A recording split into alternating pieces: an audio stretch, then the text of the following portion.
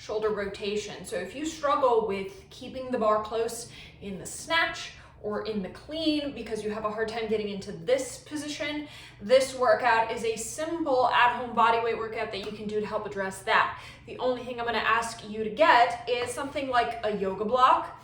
A book will work just fine for this. You just want something that's going to give you a little bit of elevation and not move. Here we go. So the first thing we're gonna do is a little bit of breathing. If you follow my channel, you know that that's a common theme. We're gonna do this from a quadruped, which means hands and knees, but I'm gonna have you set your hands in kind of a diamond position. So fingers reaching in toward each other, thumbs reaching together. That way we're already biasing this little bit of internal shoulder rotation. So I wanna go ahead and set up with my hips over my knees. My wrists are underneath my shoulders. And again, I've got that little bit of a diamond shape. From here, I'm going to protract my shoulders. So I'm gonna push them away and I'm gonna work on breathing here.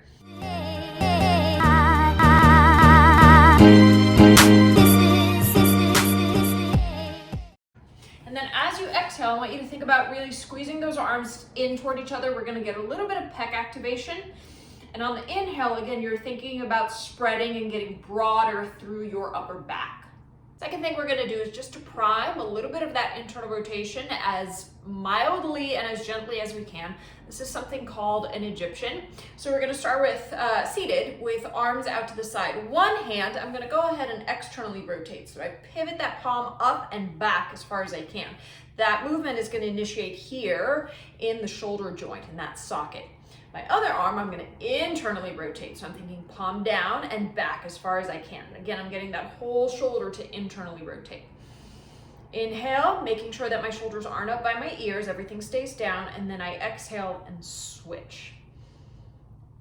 Breathing through this, and just notice as you go, if there's any little bit of hesitation, if that trap is starting to kick in, just try to keep everything really nice and calm. Again, this is a super mild way to warm up that range of motion. You can make this one a little bit harder just by squeezing something like a lacrosse ball or a tennis ball in your hand, just to create a little bit more tension in that shoulder as you're going through this first movement. Next thing we're gonna do is something called a swimmer hover. So we've done this before, sometimes on the ground. We're gonna go ahead and keep this seated or potentially go into a half kneeling position. But I'm gonna show you what the movement looks like from the back.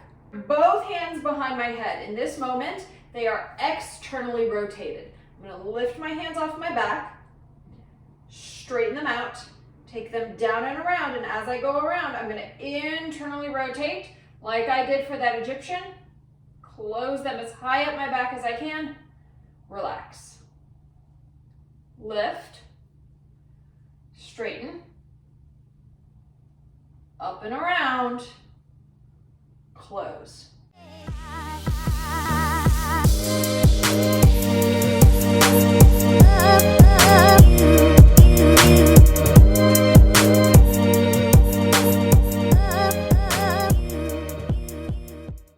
Okay, so we've done some internal rotation bilaterally, meaning both arms at the same time. We're gonna isolate a little bit and give you some work just on one arm at a time.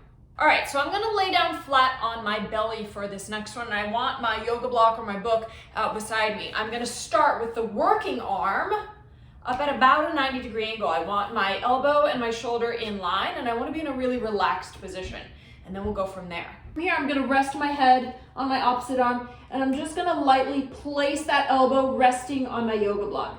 I'm gonna make a fist, create a little bit of tension, and then from here, see if I can just lift my hand up off the ground.